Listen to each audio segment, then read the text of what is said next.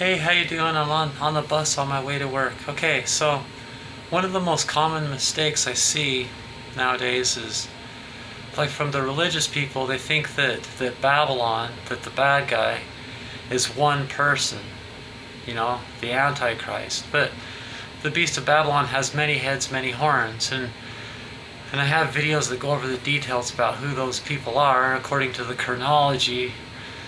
When you believe who the Lion of Judah is, that it's Jah Rastafari.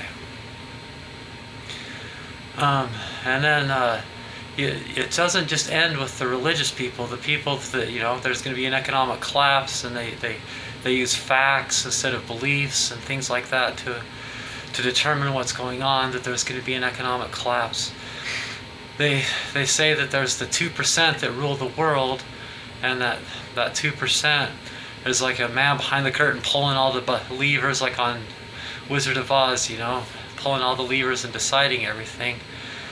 But that's proven not to be true. It's the same thing. It's not one person. There's not one person that's the bad guy.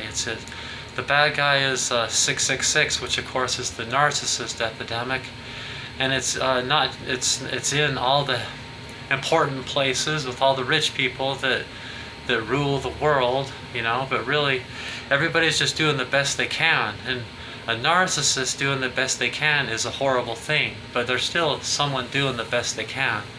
And it's not like they're just some devil, like, and the narcissist epidemic goes all the way into the poorest of poor people, who some of the poorest people in the world are narcissists too. It's everywhere. So the problem isn't that. It's just the key to the whole thing is to not point your finger. Like Bob Marley said, every time you judge, someone else is judging you. It's you. You got to judge yourself, and you got to fix yourself, because you're not going to be able to find someone to blame your problems on. And it's not. Right now, our country's divided, Republican and Democrat, but that's not going to get us anywhere. It's just it makes like I'm scared of Republicans, honestly, because it doesn't seem like they ever base anything they believe on anything real or based on reality, and that's like scary. It's like a bunch of crazy people, but they're doing the best they can, and there is a logic to it, and I have some understanding of that logic. But then again, Democrats are pretty scary too. Everybody's pretty scary. Originally there's supposed to be this balance. There was supposed to be two different parties, not two. That hopefully there's more than two parties. I like the Green Party.